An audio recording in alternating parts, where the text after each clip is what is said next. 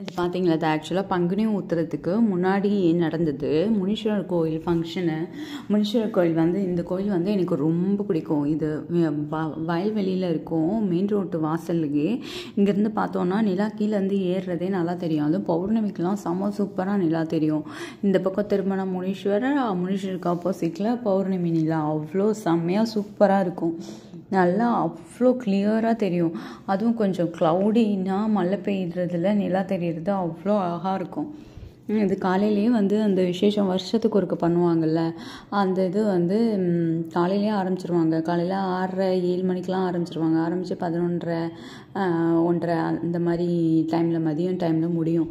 முடிஞ்சதுக்கப்புறம் அப்புறம் சாயங்காலமும் உண்டு. ஃபுல்லாக அடுத்து அந்த பால் குடம் எடுக்கிறது, இந்த மாதிரி வேஷம் போட்டு ஆடுறது, அந்த மாதிரி இன்னும் நிறையா விசேஷம் பண்ணிகிட்டே இருப்பாங்க.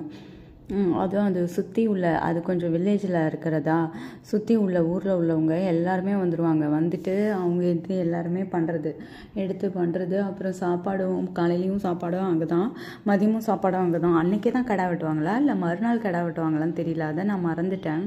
இது ஆனால் எனக்கு என் ஃப்ரெண்ட் எடுத்து அனுப்பினா, நான் போகல. இதுக்கப்புறம் நாங்கள் ஊரில் வந்தோடனே சரின்னு சொல்லிட்டு திருக்கடையூர் கோயிலுக்கு போகலாம் அப்படின்ட்டு போனோம். போகும்போது சைடு வாசலில் போகும்போது யாரும் இல்லையா, சரி போகும்போதே கோபுரத்தை வீடியோ எடுத்துகிட்டு போகலாம் அப்படின்னு சொல்லிட்டு போனேன். அது வந்து ஷூட் பண்ணிட்டு போனது சைட் கோபுரத்தை, அதோட வியூ இருக்கும். ஆக்சுவலாக இது ஆனால் இன்னொரு வீடியோவாக தனியாக போடுறேன், ஏன்னா அப்போ தான் கொஞ்சம் பெருசாக தெரியும். இதில் வந்து ரொம்ப பெருசாக தெரியல, ஏன்னா இதுக்கு முன்னாடி உள்ள வீடியோ வந்து அந்த மாதிரி குட்டியாக அவள் அனுப்பியிருக்கா. எந்த ஃபார்மெட்டில் அனுப்புனானே தெரியல. அதனால் இதுவும் அதுக்கேற்ற மாதிரி அடாப்ட் பண்ணி குட்டியாக தெரியுது, நல்லா பெருசாக பிரம்மாண்டமாக தெரியல.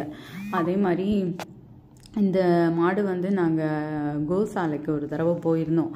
அப்போ வந்து சும்மா எடுத்தோம். இங்கெல்லாம் பார்த்தீங்கன்னா மாடு நல்லா கொள்ளுன்னு குண்டாக நல்லா தழுக்கு மொழுக்குன்னு இருக்குது, அவ்வளோ சூப்பராக.